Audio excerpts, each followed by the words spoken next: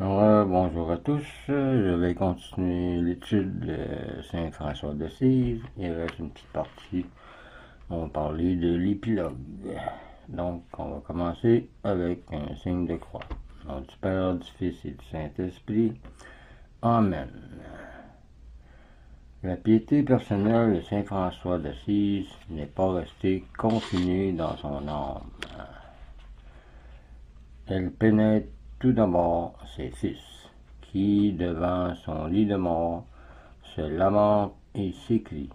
Vos paroles, ô Père, étaient comme des flambeaux ardents, qui nous conduisaient sur le chemin de la croix vers la perfection chrétienne évangélique, vers l'amour et l'imitation du très doux crucifié. Claire, sa fille spirituelle, pleure comme lui la passion du Sauveur. Comme lui, elle se transporte par la pensée et par l'imagination au pied de la croix et revit les douloureux épisodes de la vie de Jésus. Elle imite François. Elle enseigne à ses novices la même dévotion et récite avec elle l'office de la Passion composé par le Poverello.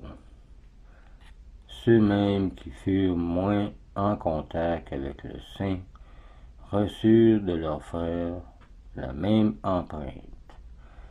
Saint Antoine de Padoue ne voulait connaître et aimer le Christ que le Christ crucifié, de même que le patriarche des mineurs avait été appelé à marcher de la croix vers la croix.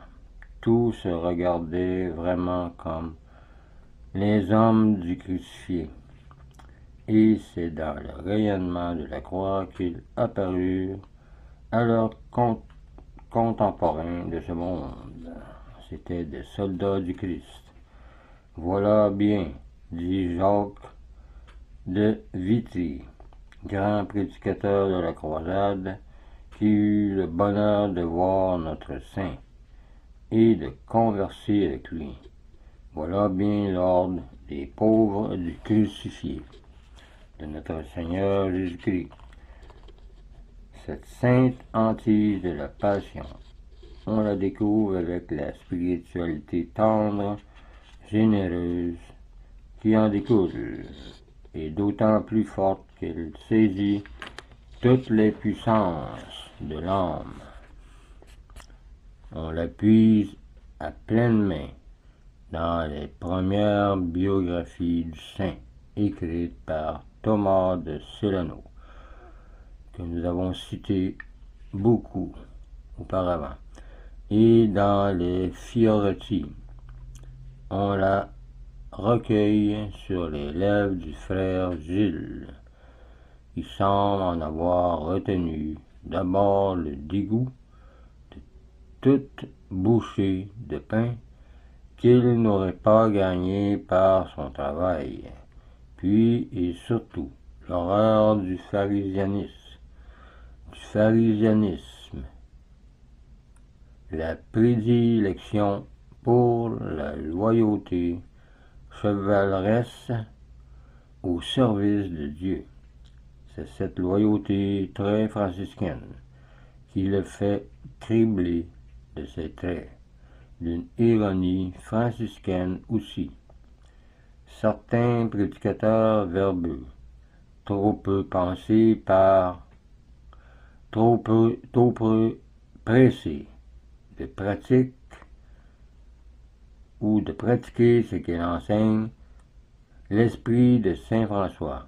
On le saisit dans les souvenirs de frère Léon, qui, lui, a principalement retenu les leçons de pauvreté, de simplicité et d'humilité, tandis que l'illustre docteur frère Bonaventure nous le livre non pas d'une seule pièce, mais en un seul traité, mais par fragments intégralement tout de même, en divers ouvrages, sa biographie du séraphique père, connu sous le nom de Légendaire-Major, nous conduit à la source même qui est la croix, et l'amour personnel et passionné de Jésus crucifié. La croix est encore le sujet de deux autres œuvres, le Lignus Vitae et le Vitus Mystica. Son délicieux opus des 5 fêtes de l'enfant Jésus et les célèbres méditations de la vie du Christ, qui sont au moins de l'un de ses disciples, reconstituent les scènes de l'Évangile et nous font participer intimement aux pensées et aux sentiments du divin Maître. Ils nous introduisent dans ce que l'on appellera au XVIIe siècle l'intérieur de Jésus et de Marie. Un autre ouvrage, l'itinéraire de l'âme de Dieu à Dieu, nous rappelle comment saint François suivait partout son bien-aimé grâce aux vestiges qu'il retrouvait de lui dans la nature qu'il fréquentait souvent et qu'il aimait beaucoup. Enfin, le grave conflit entre les ordres mendiants et l'Université de Paris donne au séraphique docteur l'occasion d'écrire son Apologie des pauvres, qui précise et défend la nature même de la perfection chrétienne, ainsi que la méthode franciscaine pour l'atteindre.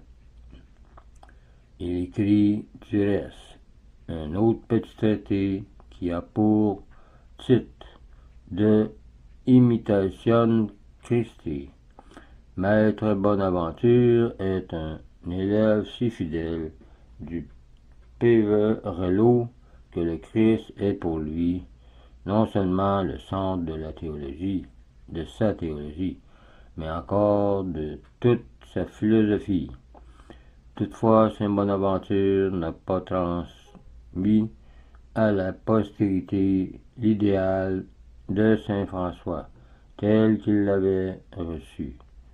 Il l'a enrichi de toute la science mystique qu'il avait recueillie dans les trésors des théologiens. Ses devanciers, comme saint Augustin, saint Anselme, saint Bernard, les Victorins, et en l'enrichissant peut-être, lui a-t-il fait perdre, sinon de sa pureté, du moins de son admirable et profonde simplicité. Frère Jean Pécham, son disciple, qui devint archevêque de Cantorbéry, continue la doctrine de son maître et défend la spiritualité franciscaine dans les milieux universitaires de Paris et d'Oxford. Il la chante dans son poème intitulé Philomena. C'est encore l'esprit de saint François qui inspire les célèbres cantiques du bienheureux Jacopone de Todi, sainte Marguerite de Cortonne, la Madeleine de l'ordre franciscaine et la bienheureuse Angèle de Foligno dans leur révélation, Hubertin de Cazales dans son Arbor Vita Crucifixa,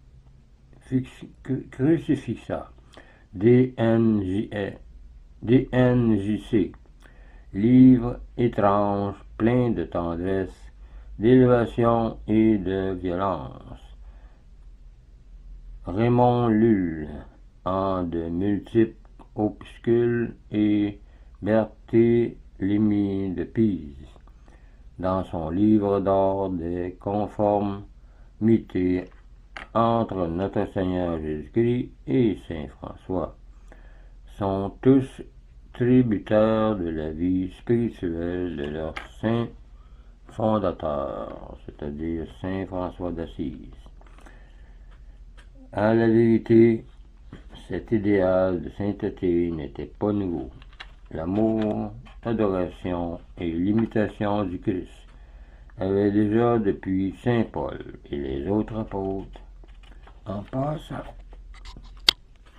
passant par saint Augustin, alimenter la piété catholique de tous les siècles et transfigurer dans les âmes. La passion de Jésus-Christ avait été l'un des grands attraits du Moyen-Âge et au XIIe siècle. L'auteur de la lettre aux frères du Mont-Dieu conseillait aux Chartreux de méditer les événements de la vie de notre Seigneur pour y trouver des exemples de vertu et des motifs de progression dans l'amour divin. Bref, depuis toujours, on s'inspirait des exemples du Christ, qui ne cessa jamais d'être des modèles de beaucoup de chrétiens. Oui, sans doute, et cependant, cela n'est pas totalement exact.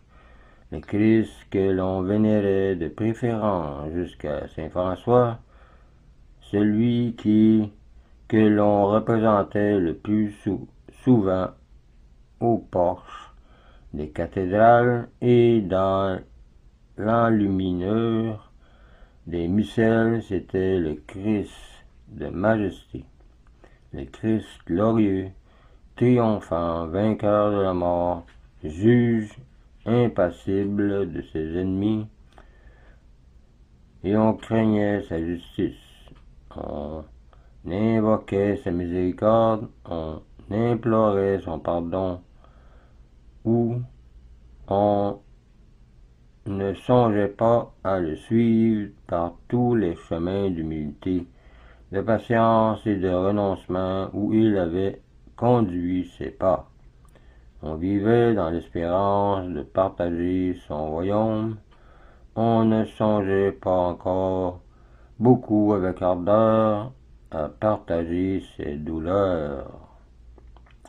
Saint Augustin, Saint Anselme, Saint Bernard, Hugues et Richard de Saint-Victor avaient exprimé ce qu'il y a de plus suave, de plus touchant dans les mystères chrétiens. Il avait pleuré sur la divine passion. C'est vrai. Cependant, aucun saint n'en avait tiré aussi forte leçon que le Séraphin de l'Alverne. La piété affective des auteurs que j'ai nommés ne paraît pas avoir jeté de profondes racines, étouffée qu'elle fut par les visions prophétiques et par les préoccupations apocalyptiques de Joachim de Flore, de Sainte Hildegarde et de Sainte Élisabeth de Suneau. Nous pouvons donc conclure, en tant que règle précise de la vie spirituelle, l'imitation du Christ débute avec saint François d'Assise, car il voulait ressentir toutes les souffrances du Christ, ou comme il le pouvait. C'est depuis saint François que les conseils de la lettre aux frères du Mont-Dieu ont été suivis avec empressement. En tout cas, ces conseils et les trésors de doctrine qu'en méditant l'Évangile avait amassé les saints des âges précédents ne contenaient point la perle précieuse de la pauvreté sépharique de saint François. Et ces trésors étaient restés enfermés dans les coffres des monastères. Je veux dire, sur les rayons de leur riche bibliothèque. La foule, les fidèles ne pouvaient y puiser, mais François d'Assise paraît, et suivant l'heureuse expression de Chesterton, ce que saint Benoît avait amassé, saint François le disperse. Ce qui avait été entassé dans les granges comme du grain fut dispersé comme une semence. Chaque couvent des frères mineurs, chaque monastère de pauvres clarisses, chaque fraternité du tiers-ordre de la pénitence est un foyer d'où la spiritualité franciscaine rayonne dans tous les rangs de la société. Elle y pénètre encore par la voix innombrable des prédicateurs. Elle réveille la conscience engourdie au fond du monastère relâché, dans les presbytères où le desservant est souvent ignorant et oublieux de ses devoirs de pasteur, sur les bancs des universités et dans toutes les masses des fidèles où l'esprit chrétien entre plus profondément, épure les âmes et les affine. Le retour sincère à l'Évangile était nécessaire. La connaissance de Jésus-Christ, l'imitation de ses vertus et la vie d'union avec le Christ par le cœur, par l'esprit et par l'imagination deviennent, sans parler de l'essor surprenant d'œuvres artistiques et dramatiques sous le souffle du printemps franciscain. Le thème d'un nombre considérable de traités ascétiques, de méditation et de sermons ont été introduits. La personne de Jésus, sa pensée, son œuvre, son souvenir prennent la première place dans la conduite spirituelle des âmes chrétiennes. On va s'épanouir de dévotions touchantes en l'honneur du Verbe incarné ou de sa divine mère. La piété s'enivre alors dans le culte des plaies du Christ et des douleurs de Marie. Elle chante avec Jacopone de Tudzi le Stabat Mater. Elle s'attarde aux stations du chemin de la croix, prépare la dévotion au Sacré-Cœur, la proclamation du dogme de l'Immaculée Conception et l'institution des fêtes comme celle de la Visitation et celle du Christ roi. Les grandes cisterciennes, Sainte Gertrude et les deux saintes Mathilde peuvent à la fin du XVIIe siècle renouer la tradition de la piété affective de saint Bernard, et au XIVe siècle, sainte Brigitte peut fonder l'ordre du Saint-Sauveur. L'école dominicaine prend naissance à la fin du XIIIe siècle avec Jean Tauler et Henri Suzeau.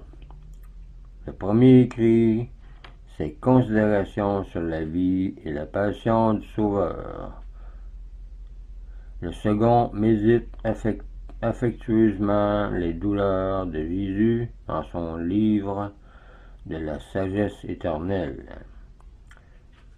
Chez les Chartreux, Ludolphe de Saxe, 13 plus 1370, écrit au XIVe siècle une vie de Jésus qui est une amplification magistrale des méditations de la vie du Christ par le pseudo-Bonaventure.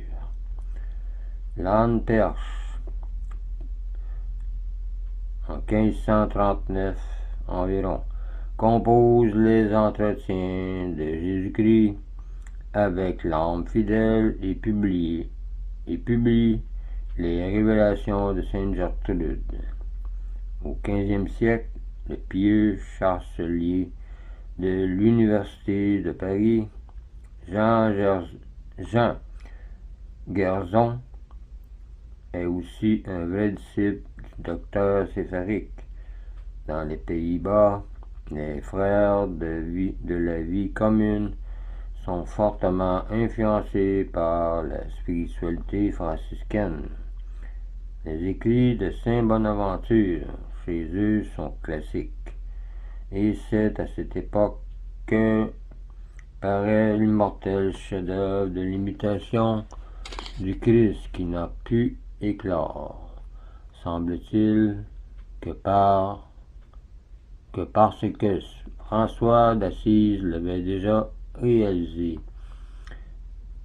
et expérimenté en lui. Au siècle suivant, malgré la systématisation de la vie spirituelle par l'oraison méthodique, dont Saint Bonaventure fut un imitateur, la personne du Christ tient encore la première place. Ni Saint Ignace de Loyola, ni Sainte Thérèse, ni Saint François de Sales n'échappent à l'influence du Poverello. Et voici, au XVIIe siècle, la grande école française dont le cardinal de Bérulle est le maître. Elle se tourne vers le Verbe incarné, en fait de nouveau le centre unique de la vie spirituelle et apprend à vivre dans l'intimité de Jésus et de Marie et dans la participation à leurs sentiments et à leur état, peut-être comme il convenait à des personnages accoutumés à l'étiquette du grand siècle, avec un peu moins de familiarité que dans les écoles franciscaines. Je ne prétends pas que tous ces saints et illustres personnages soient dans la dépendance directe de Saint François d'Assise, mais je reconnais même qu'aucun d'eux ne s'est emparé intégralement de son idéal. Mais force nous est bien de faire au moins deux constatations. Que chacun a sa vocation. On ne peut pas avoir tous la même vocation. La première est que les différentes écoles d'ascétique et de mystique dont j'ai cité les fondateurs ou des représentants ont toutes quelques points communs avec le fondateur de l'ordre franciscain. Et cela est normal parce qu'ils veulent tous imiter le Christ. Le second, que c'est lui, l'homme François d'Assise, qui au commencement du XIIIe siècle a restauré la spiritualité chrétienne en la replaçant sur son véritable fondement, qui est la personne du Christ. Deuxièmement, en lui assignant son véritable but, qui est l'union au Christ par toutes les puissances de notre être que Dieu nous a données. Troisièmement, en lui donnant la méthode la plus simple, la recherche de la conformité au Christ, comme le Christ l'a voulu, comme il l'a fait dans la pauvreté. Voilà donc un aspect de l'influence religieuse de saint François d'Assise, ce qui n'avait été que la vie spirituelle d'un homme, puis l'idéal particulier d'un ordre religieux est devenu l'une des spiritualités les plus répandues dans le monde, pour ne pas dire la plus répandue dans l'Église catholique, à tel point que si l'on demande en quoi consiste la spiritualité franciscaine, beaucoup ne savent que répondre.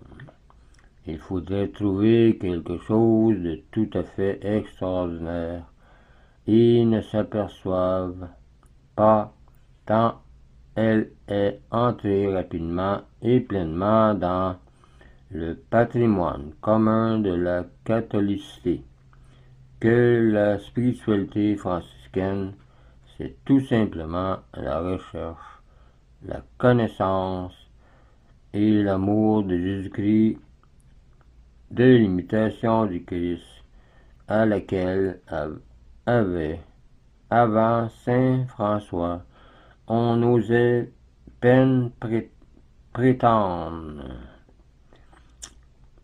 ou méditer. Humble source jaillit au cœur du petit pauvre d'Assise. Elle a débordé, elle s'est ramifiée en d'innombrables fleuves ou ruisseaux qui désaltèrent encore les âmes chrétiennes aujourd'hui. C'est là un fait considérable dans l'histoire religieuse et qui prouve que l'action de saint François d'Assise n'a pas été remarquable seulement par sa rapidité, par sa spontanéité et par son efficacité, mais encore par sa durée et par sa profondeur de la connaissance de Jésus-Christ et de son imitation. Ce serait tout pour ce volume et cette étude avec saint François d'Assise. J'espère que vous avez aimé l'étude et que vous allez vous en servir pour imiter davantage le Christ selon votre vocation, en disant soit le chapelet ou en faisant le chemin de croix ou selon vos désirs ou selon ce que l'Esprit vous enseignera.